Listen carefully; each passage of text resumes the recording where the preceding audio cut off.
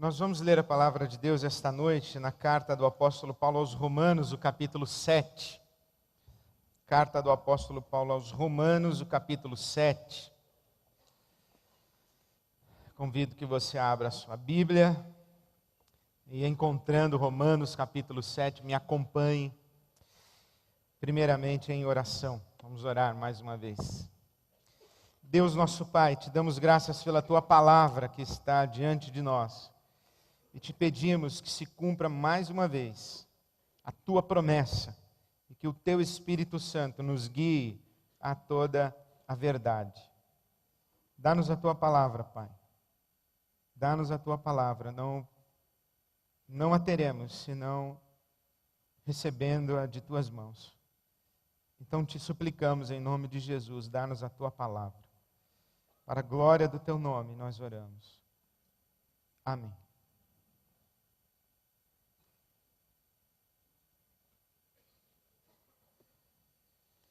Estamos estudando essa carta do apóstolo Paulo, que é chamada também o Evangelho segundo o apóstolo Paulo. É um dos textos mais fundamentais de toda a tradição do cristianismo, ou do que nós conhecemos ser o cristianismo no Ocidente. Esta carta deste homem, São Paulo, apóstolo, que, sem dúvida alguma, está entre os grandes gênios da história da humanidade. É o apóstolo Paulo quem faz a síntese de toda a tradição de Israel, desde Moisés e os profetas, com a filosofia grega e com o direito romano. Por isso é que essa carta de Paulo aos Romanos é um texto tão extraordinário. E ele diz que esta carta trata do Evangelho de Deus, porque ele se identifica logo no capítulo 1, no verso 1, como alguém chamado para o Evangelho de Deus. E quando nós pensamos no Evangelho de Deus, ou pensamos no Evangelho, especialmente dentro da nossa realidade religiosa brasileira, do protestantismo evangélico no Brasil, quando nós pensamos no Evangelho, logo nós imaginamos que isso diz respeito a duas grandes experiências. A primeira é a expectativa de ir para o céu depois da morte.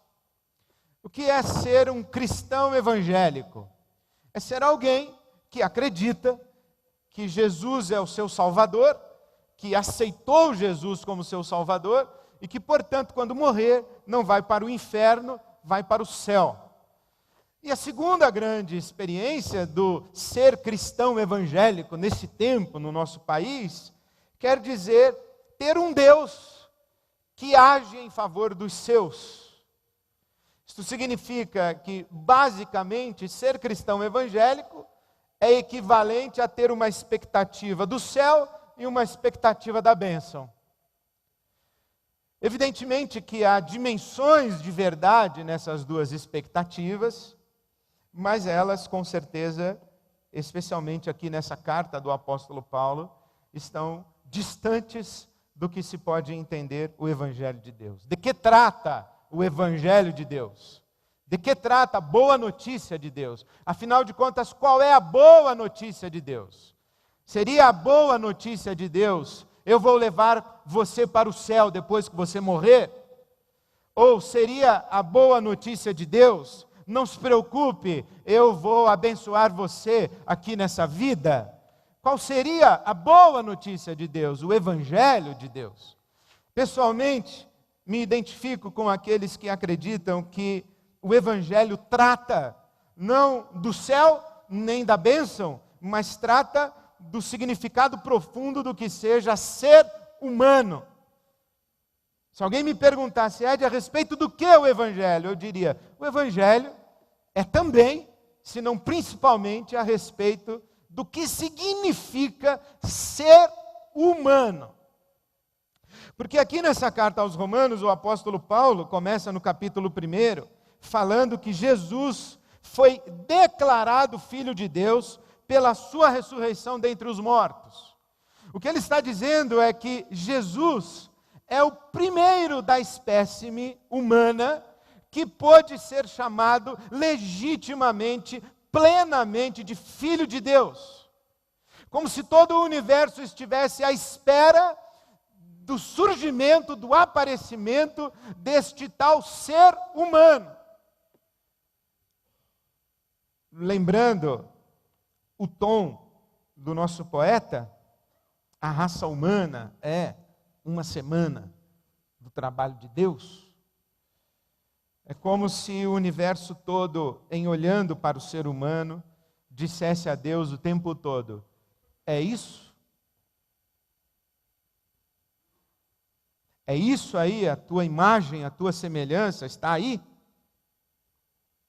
É esse ser humano aí que o Senhor diz que é tua imagem, tua semelhança? E então, quando Jesus é ressuscitado ou é ressurreto dentre os mortos, Deus então se pronuncia pela primeira vez e diz: é isso. Aqui está um ser humano. Esse é o meu filho. Os senhores que estavam esperando quando surgiria um ser humano, pois surgiu, está aqui, o Cristo ressurreto. Esse é o meu filho, é esse aí o ser humano. E alguém diria: ué, mas não era Adão? Então Deus responderia: não, Adão está muito longe do que eu imaginei. Adão está muito longe do meu propósito eterno ao criar um ser à minha imagem e semelhança. Adão está muito longe. O meu filho é o Cristo ressurreto. E o meu propósito é que todos os seres humanos sejam iguais ao meu filho, sejam idênticos ao meu filho, sejam formados à imagem do meu filho. Por isso aqui um parêntese. Quando nós cristãos dizemos assim que Deus está nos redimindo, Ele não está nos devolvendo ao status de Adão. Ele está nos elevando ao status de Jesus Cristo ressurreto. Por isso é que o Evangelho de Deus, aqui na carta aos Romanos, fala desse processo e dessa caminhada do ser humano deixando a sua dimensão adâmica e encontrando a sua plena identidade em Cristo Jesus. Digamos assim, a sua identidade crística. O Evangelho de Deus é essa caminhada. E é assim que o apóstolo Paulo vem falando. E enquanto eu estou lendo a carta aos Romanos, a impressão que eu tenho é que ele começa lá nas alturas, falando a respeito de Jesus Cristo, Filho de Deus, e ele mergulha num abismo. E vai embora e chega em Adão. Capítulo 1, versículo 18 em diante, ele vai falar a respeito de Adão. Quem é esse Adão? Esse Adão é alguém que está debaixo da ira de Deus. Esse Adão é alguém que rejeitou a Deus, que não rendeu graças e glórias a Deus. E que esse Adão é um ser humano que decaiu do seu status de humanidade, porque deu as costas para Deus. E quando caiu do seu status de humanidade, ele foi se desfigurando, perdendo não apenas a sua humanidade, mas ganhando dimensões muito próprias de bestialidade, foi se tornando bicho, foi se demonizando, se satanizando, e vai lá no fundo. E então alguém diz assim: mas nem todo mundo é assim, né, Paulo, apóstolo? Ele diz assim: não, todo mundo, ele chega no capítulo 3 dizendo todo mundo, porque todos pecaram, estão longe da glória de Deus, estão destituídos da glória de Deus, estão desfigurados, todo mundo. E aí então levantam-se os seus compatriotas hebreus e dizem assim: mas nós somos o povo de Deus, nós recebemos a lei de Moisés, nós não somos iguais a todo mundo. E o apóstolo Paulo diz assim: não, vocês são também. Nós todos somos iguaizinhos a Adão, e o fato de nós termos recebido a lei de Moisés foi uma grande vantagem, mas a lei de Moisés nos humilhou. Por quê? Porque a lei de Moisés trouxe para nós a consciência do nosso pecado e mostrou para nós a distância em que nós estamos do Cristo ressurreto. Capítulo 3 de Romanos, versículo 20, o apóstolo Paulo vai dizer assim, que é pela lei que nós tomamos consciência do pecado. Capítulo 7 de Romanos, aqui onde nós estamos, vai dizer assim, que a lei, ela desperta, atiça, deflagra a nossa maldade. É mais ou menos o seguinte, você coloca um copinho de suco na geladeira e deixa ele lá. E talvez ele fique lá. Mas se você colocar um copinho de suco e colocar um papelzinho em cima escrito assim, não toque. Isso é difícil. É essa proibição que desperta, que aguça, é o nosso desejo de transgredir, de não respeitar limites. A lei faz isso com a gente. Capítulo 7, versículo 8, por exemplo, ele diz assim, o pecado, aproveitando a oportunidade dada pelo mandamento, produziu em mim todo tipo de desejo cobiçoso. Quer dizer, o mandamento veio e o pecado falou assim, um mandamento, ele falou, eu quero justamente isso aí que não pode. É o que diz o seu poeta predileto, tudo que eu gosto é ilegal, é imoral ou engorda.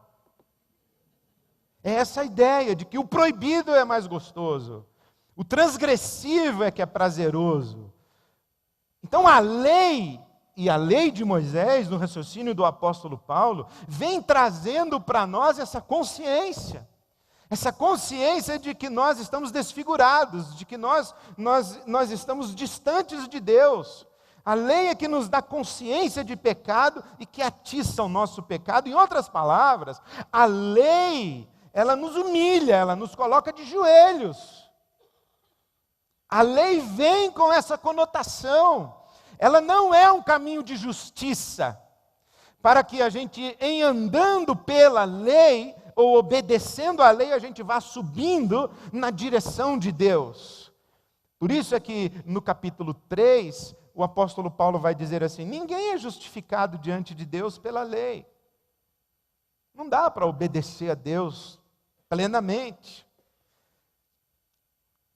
E aí ele vai dizer no capítulo 4, primeiro ele falou, olha, Jesus, o Filho de Deus, depois ele mergulha em Adão, e vai dizer que nem a lei resolveu.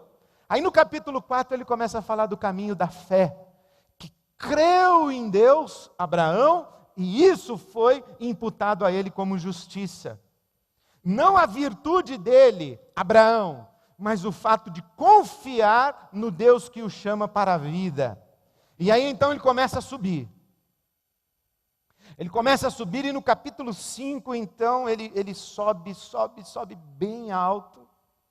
E ele diz assim, porque é verdade que nós estamos identificados com Adão, e que nós mergulhamos para longe de Deus e caímos em densas trevas. Fomos ao abismo profundo de distanciamento de Deus.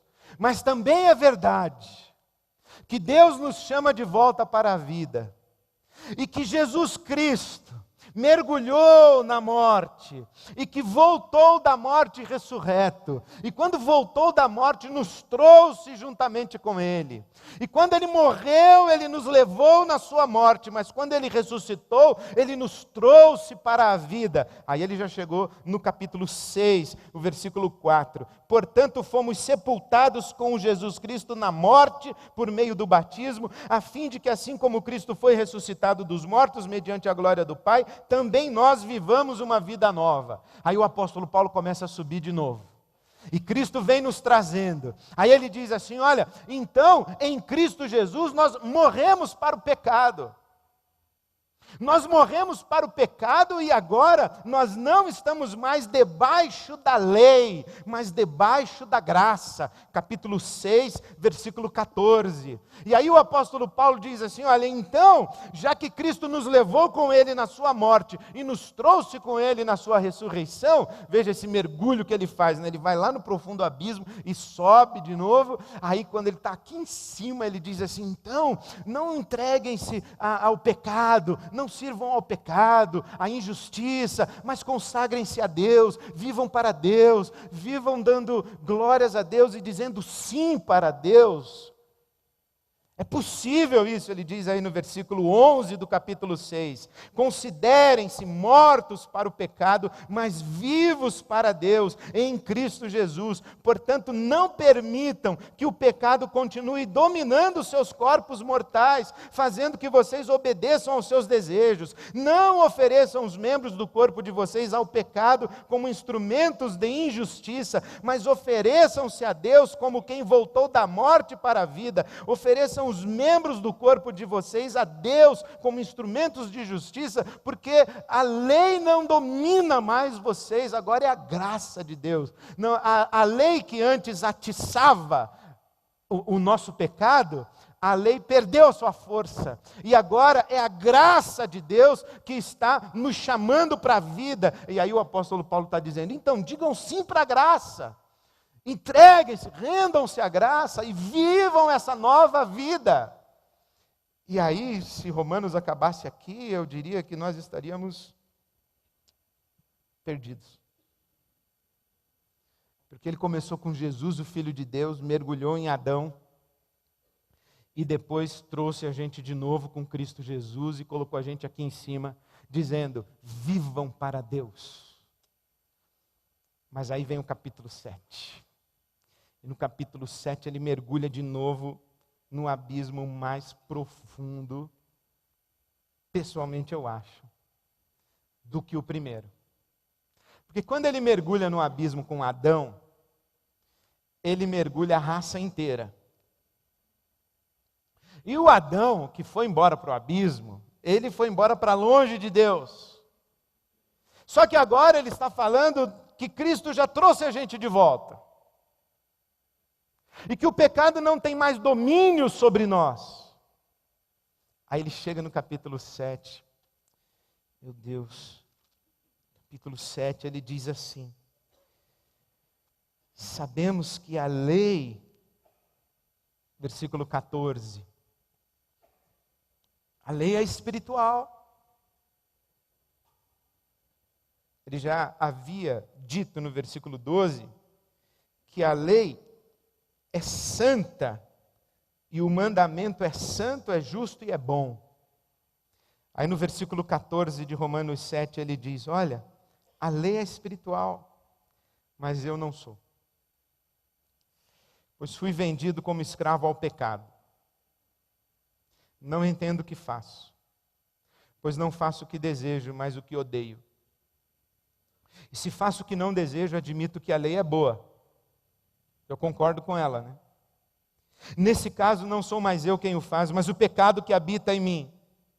Sei que nada de bom habita em mim, isto é, na minha carne, porque tenho o desejo de fazer o que é bom, mas não consigo realizá-lo, pois o que faço não é bem o que desejo, ou não é o bem que desejo, mas o mal que não quero fazer, esse eu continuo fazendo. Ora, se faço o que não quero, já não sou eu quem o faz, mas o pecado que habita em mim. Assim encontro esta lei que atua em mim. Quando quero fazer o bem, o mal está junto a mim. No íntimo do meu ser eu tenho prazer na lei de Deus, mas vejo uma outra lei atuando nos membros do meu corpo, guerreando contra a lei da minha mente, tornando-me prisioneiro da lei do pecado que atua nos meus membros. Esse é um desespero maior. Porque pense o seguinte, pense um sujeito que ele era, não é difícil você imaginar isso, pensa assim um tranqueira, assim, bem tranqueira mesmo.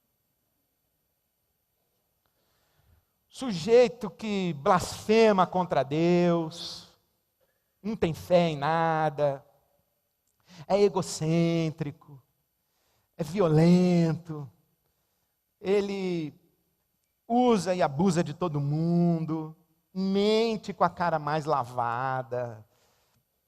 Pensa. Aí você olha para ele e fala assim, não é possível que exista gente em um traste desse. Aí vem o pastor para você e diz assim, é possível sim. Esse homem é longe de Deus. Precisa se converter. Agora pensa que o tranqueira se converteu. Tranqueira se converteu. Ele se converteu. E ele chora de gratidão pela graça de Deus. Ele é convertido. Batizou nas águas. Dizimista. Faz orações, lê a Bíblia, evangeliza. Converteu. Não se envergonha da sua fé. Ele diz assim, se não fosse Deus eu não seria nada, eu ia estar sei lá onde na sarjeta. Deus me tirou de uma vida torta. Ele testemunha mesmo, e é verdade. Mas esse tranqueira convertido, ex-tranqueira, digamos assim, o ex-tranqueira, marca a hora comigo. E ele vem para mim e diz assim, pastor, eu não entendo. O bem que eu quero fazer eu não faço, o mal que eu não quero eu faço. Parece, pastor, que tem um negócio assim dentro de mim que me puxa para fazer as coisas erradas. É como se fosse uma força assim. Parece que tem um outro eu dentro de mim mesmo.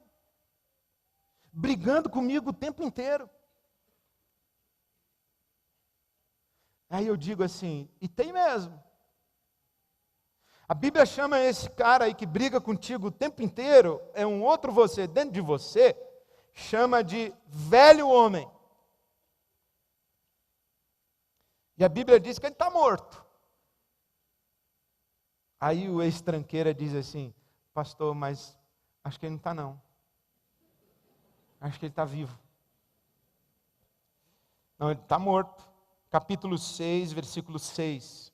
Pois sabemos que o nosso velho homem foi crucificado com Cristo, para que o corpo do pecado seja destruído e não mais sejamos escravos do pecado, pois quem morreu foi justificado do pecado.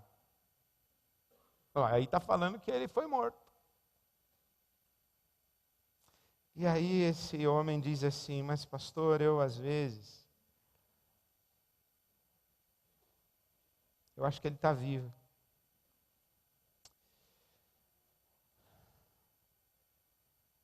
Agora pensa assim no cara mais que serviu a Deus mesmo, assim, herói da fé. Pensa num. Eu vou dar um exemplo para você. Paulo, o apóstolo. Ele está bom para você ou você quer outro? Paulo, apóstolo. Aí você fala assim para o Paulo. Ô Paulo, imaginando que você tivesse essa intimidade toda.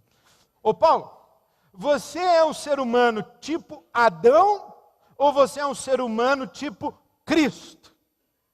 Aí o Paulo ia dizer, eu sou tipo Cristo. Eu já fui um Adão pleno. Inclusive eu me compreendia como o pior dos pecadores. E a graça de Deus me alcançou na estrada para Damasco, e eu ia para lá, eu ia matar os cristãos, eu ia respirando ódio contra esse Jesus, o falso Messias, e eu era Saulo de Tarso. Mas Cristo me alcançou, a graça me alcançou, e Ele me transformou, e agora eu sou um ser humano mais Cristo do que nunca, e Cristo, eu não sou Adão. Eu digo assim, mas diga para mim, o Adão que você era, morreu? Aí ele responderia assim para mim, pela fé. Pela fé morreu.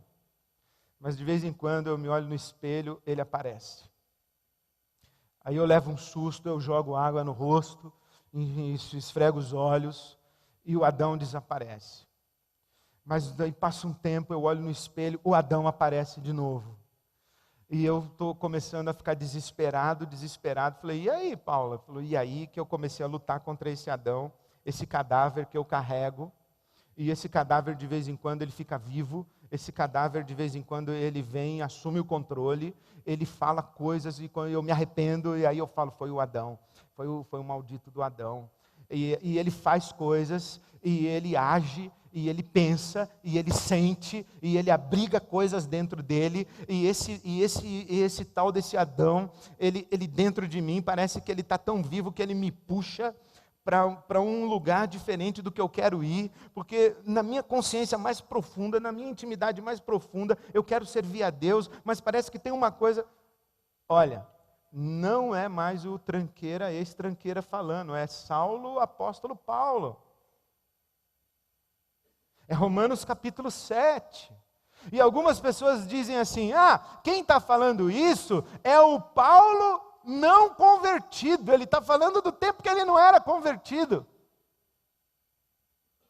Bom, do tempo que ele não era convertido? Não, ele diz aqui no capítulo 7, que ele tem prazer na lei de Deus, ele considera a lei boa, santa, justa.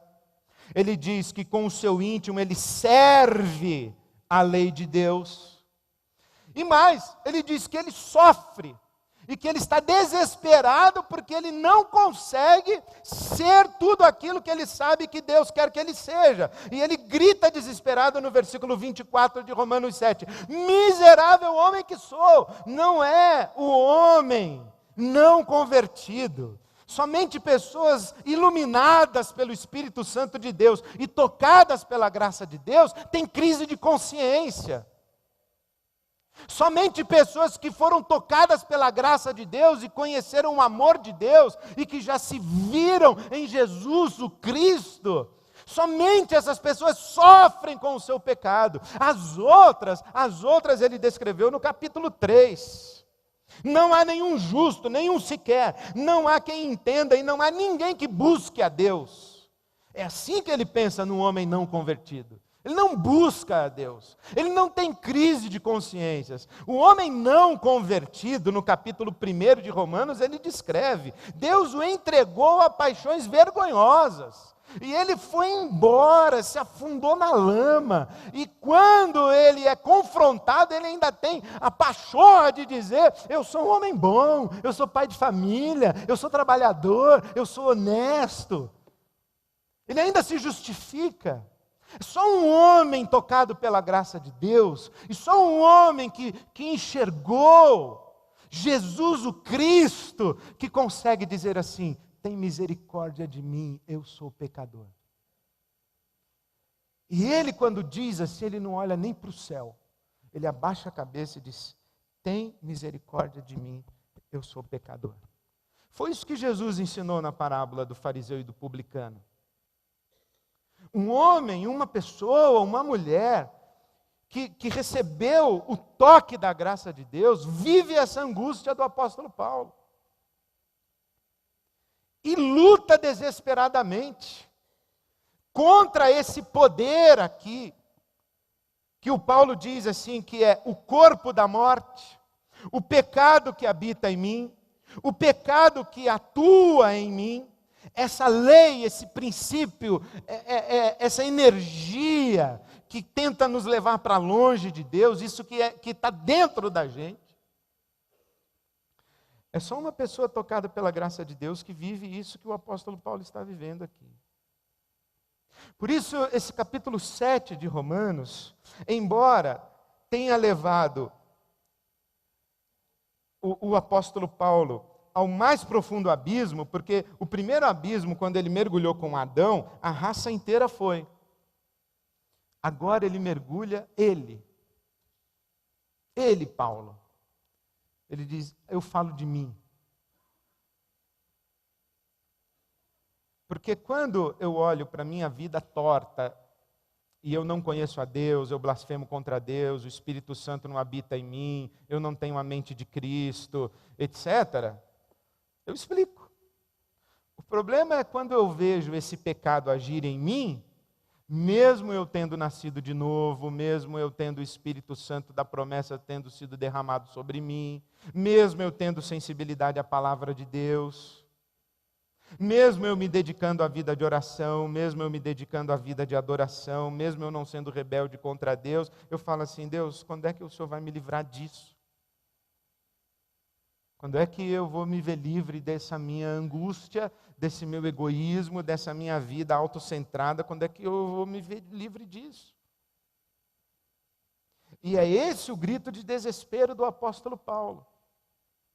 Porque o que o apóstolo Paulo está clamando aqui, nesse capítulo 7, versículo 24, é: miserável homem que eu sou, quem me libertará do corpo sujeito à morte? O que ele está pedindo aqui não é poder para vencer o pecado. Embora a gente tenha que pedir a Deus isso. Mas não é esse o desespero do apóstolo Paulo. O desespero dele é o seguinte: quem é que vai me libertar do meu corpo mortal? Essa súplica do apóstolo Paulo aqui, quem me libertará do corpo sujeito a esta morte? Ou em outra tradução, quem me libertará deste corpo mortal? Ele repete isso no capítulo 8, versículo 22.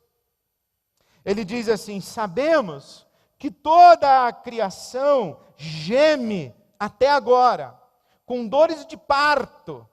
E não só isso, mas nós que temos os primeiros frutos do Espírito, gememos interiormente, esperando ansiosamente a nossa adoção como filhos, a saber, a redenção do nosso corpo mortal. Qual é o clamor do apóstolo Paulo? É o clamor pela ressurreição. Ele diz assim que quando nós tivermos o nosso corpo mortal revestido de imortalidade, o nosso corpo corruptível revestido de incorruptibilidade, então nós finalmente seremos seres humanos iguais ao Cristo ressurreto. Isso para nós é consolador. É que a nossa luta contra esse poder que atua em nós, o poder do pecado, que ele chama aqui no capítulo 7, a nossa luta é a luta própria das consciências iluminadas pelo Espírito Santo de Deus. É a luta própria daqueles que já receberam os primeiros frutos do Espírito, de Romanos capítulo 8, versículo 23. E que mesmo tendo recebido os primeiros frutos do Espírito, nós gememos. E eu diria mais, nós só gememos porque nós recebemos os primeiros frutos do Espírito. Porque a palavra de Deus diz assim, que o fruto do Espírito é amor, alegria, paz, bondade, benignidade, fidelidade, mansidão, temperança, domínio próprio. Aí eu penso, eu não tenho tudo isso, Deus. Essa alegria do Espírito Santo eu não a experimento em plenitude. Amor, eu não sei se eu amo. Paz, eu luto contra as minhas culpas. Domínio próprio, consegue nem concluir o primeiro estágio do curso de inglês. Domínio próprio.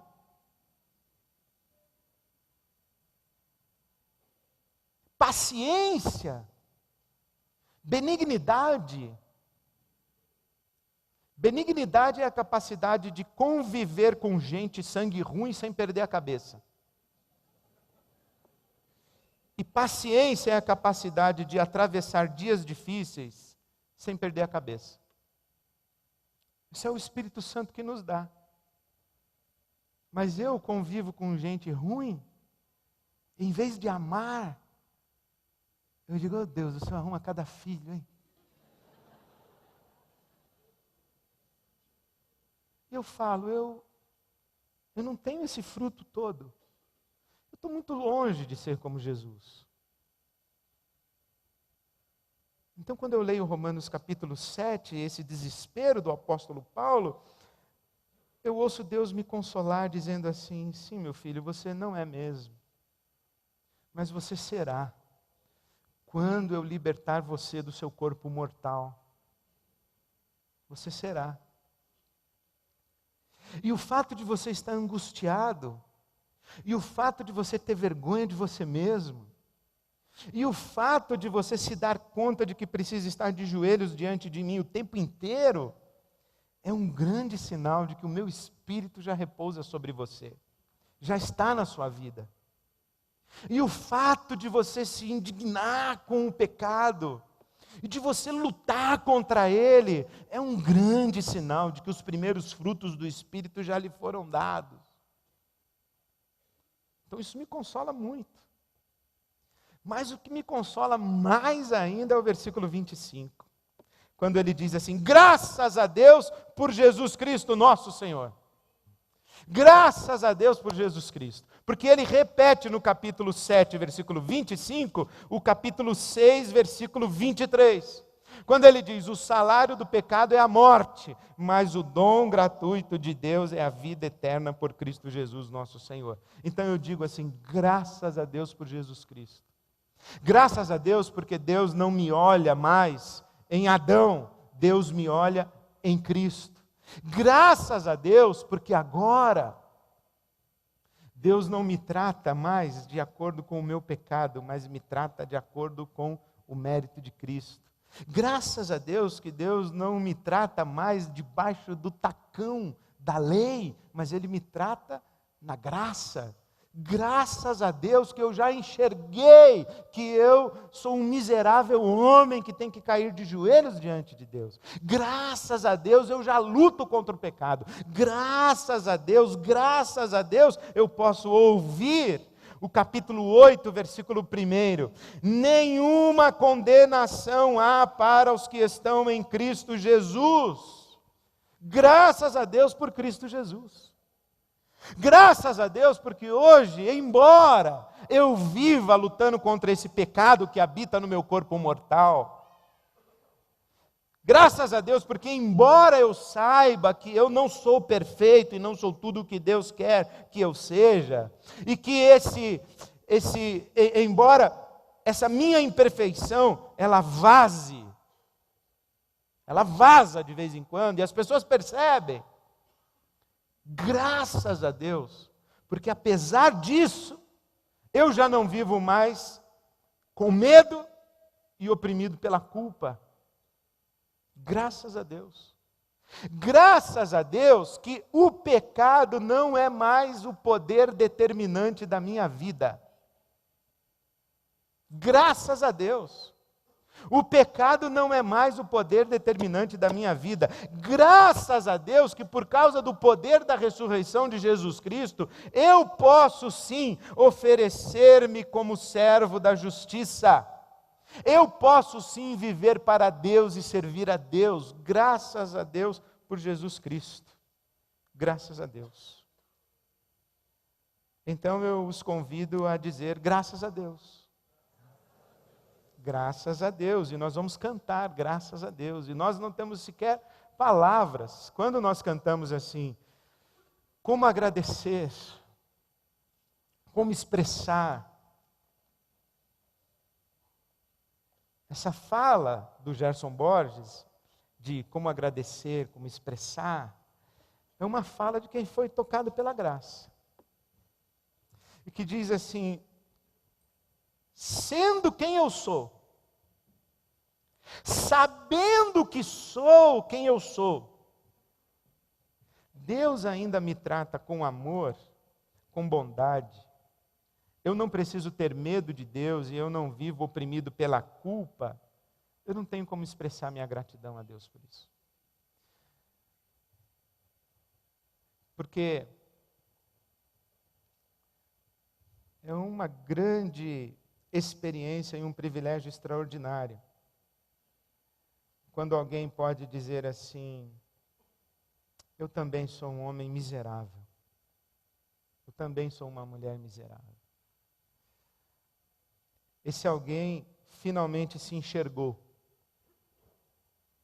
Mas aí depois diz assim, mas graças a Deus. Porque Deus sabe quem eu sou. Eu não tenho como me esconder de Deus, mas mesmo assim, Deus me ama, me trata com bondade, me abençoa. Eu tenho um amigo que diz que Deus nos humilha nos abençoando. E eu creio nisso. Deus, Ele nos humilha nos abençoando. Graças a Deus por Jesus Cristo, nosso Senhor. Então vamos expressar a nossa gratidão a Deus. Se as palavras não conseguem dizer, então vamos dizer a Deus, mesmo assim, Senhor, recebe o nosso louvor, que é de coração. Amém.